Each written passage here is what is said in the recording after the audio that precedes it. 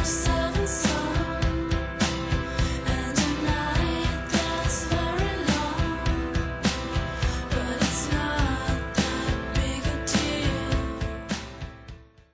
société Imhotep Création a été créée, je l'ai créée donc en 2003.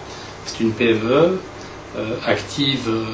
Son domaine d'activité stratégique, c'est l'analyse des marchés, la conception, le développement et la production de produits dits mécatroniques. Alors pourquoi mécatroniques? Parce que même si notre cœur de métier dans l'électronique, dédié à la régulation du chauffage et de la climatisation, il y a aussi un peu de mécanique autour, puisque ces électroniques sont souvent emboîtées. Notre métier est donc d'analyser ces marchés, de détecter les niches avant leur phase dite de massification, de construire des plateformes techniques qui pourraient y répondre, et ensuite de développer ces plateformes, de les homologuer, de les proposer aux industriels du marché européen principalement, puisqu'Imhotep Création exporte à peu près 52% de sa production sur l'Europe. Nos flux logistiques, techniques, industriels se sont complexifiés et les ERP de départ qu'on avait donc dans chacune des entités n'étaient pas reliés entre eux. Donc il nous a paru essentiel à un moment de se poser la question de comment optimiser la totalité de ces flux et de ces systèmes. Et on a donc posé cette problématique à la CCI qui nous a conseillé fortement la démarche 6PME. On estimait que le plus important quand vous faites cette démarche de diagnostic, c'est d'être épaulé et conseillé par des gens qui sont neutres et qui ne sont pas forcément impliqués auprès d'une marque ou d'un prestataire de service. Et dans ce cas-là, le conseil pourrait être un peu orienté. La première des choses qu'on a faites, c'est de se dire quelle est notre problématique au sein du groupe, qu'est-ce que l'on cherche à faire.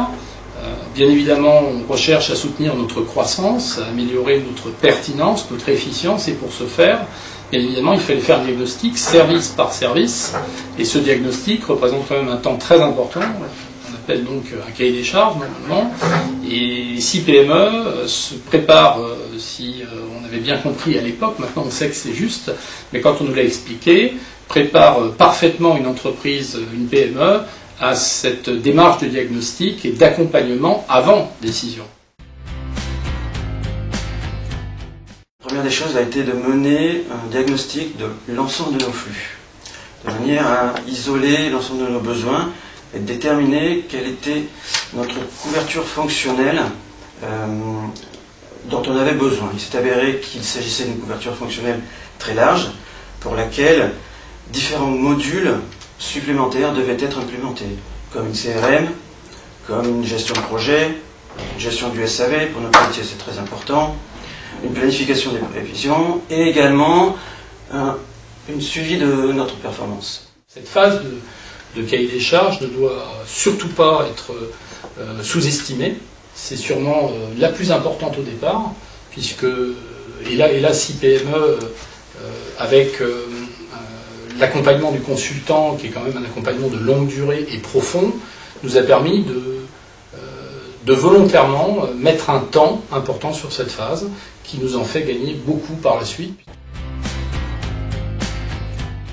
Son accompagnement majeur et significatif s'est porté sur son expérience dans l'élaboration d'un cahier des charges, chose qu'il a déjà faite par ailleurs, et sa pertinence dans l'analyse des réponses à ce même cahier des charges. On a surtout demandé une aide à la construction d'abord une aide à la compréhension de notre besoin. Parce qu'on semble tous savoir ce qu'on veut, mais ce n'est pas toujours évident. Donc on lui a plutôt expliqué ce qu'on voulait faire, et il a traduit cela en ce qu'il est nécessaire d'avoir pour faire cela. Donc c'est un petit peu différent. Définir son besoin réel en termes de RP, il y a une tonne de pièges qui, au stade du cahier des charges, peuvent être levés sous condition qu'un consultant sérieux vous pose les bonnes questions. Les réponses, les entreprises les ont la plupart du temps. Elles sont présentes dans les services. Le tout, c'est de formaliser ces réponses. Sur le plan stratégique, le premier résultat, c'est qu'on a clarifié notre besoin. Et on a déterminé avec précision qu'est-ce qui était nécessaire au groupe, à l'entreprise, quel était l'ERP nécessaire, quel devait être son profil, pour pouvoir se développer et atteindre les objectifs stratégiques qui ont été fixés dès le début. C'est surtout du gain de temps, de l'efficience, de la pertinence, de l'amélioration et de la gestion de risque. Et c'est vrai que finalement, notre objectif, c'était que chaque interlocuteur, dans chaque service des entreprises, puisse le matin, en arrivant au bureau, ouvrir son PC et se retrouver en face d'un tableau de bord. Dédié à son métier, à son application. Et quelque part, on voulait que ce tableau de bord soit sur mesure et qu'il puisse lui mettre en évidence pour sa journée les éléments essentiels de sa journée.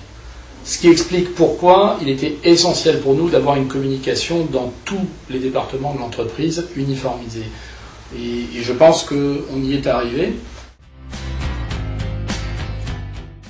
Ça va avant tout fiabiliser définitivement le flux d'informations, de données, voire même les process de l'entreprise, puisque c'est une démarche d'évolution.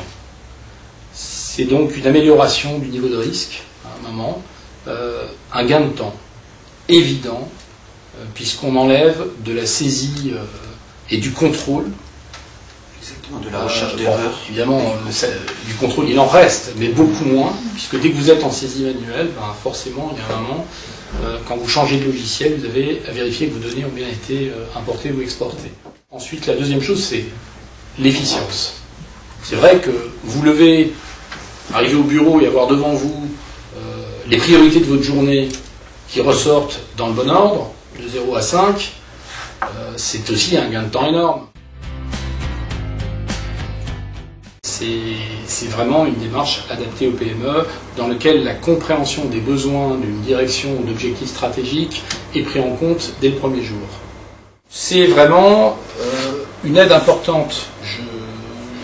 Je ne peux pas dire plus que ça. Je veux dire que aujourd'hui, si je devais refaire cette démarche sans avoir l'accès à CIPME, je serais obligé de refaire exactement la même chose.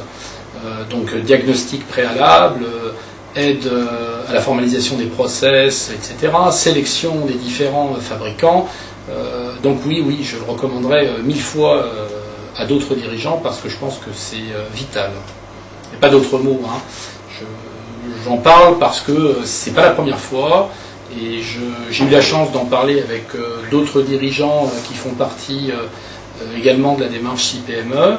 On n'a pas tous le même profil, pas tous les mêmes besoins, mais tous la même satisfaction.